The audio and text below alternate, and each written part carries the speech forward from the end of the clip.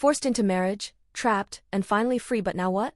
I, 24F, grew up in a very conservative family where women are raised with the belief that their future is to marry, have kids, and serve their husbands for the rest of their lives, regardless of their personal desires. At 16, I was engaged to a man, 26M, who lived in Canada.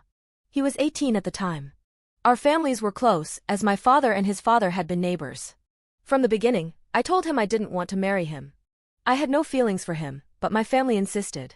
I was emotionally tortured, especially by my sisters, who blackmailed me with the idea that if I didn't marry him, no one would want me.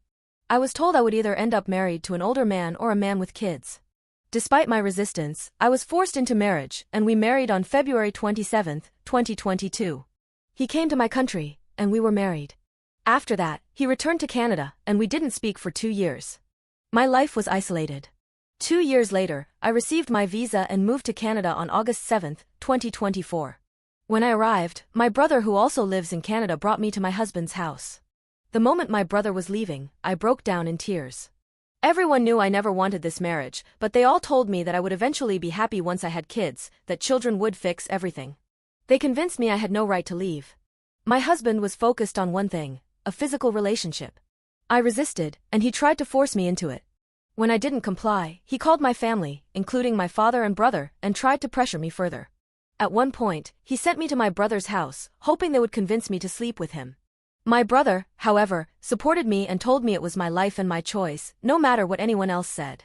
But my family, especially my mother and sisters, threatened me. They said if I didn't comply, I would be sent back to my country where I would live a life of shame and be married off to an older man. My family's emotional blackmail was overwhelming, but I trusted my brother. He promised me he would support my education in Canada and help me avoid being sent back. Eventually, I asked for a divorce, but my family manipulated me into feeling guilty and scared.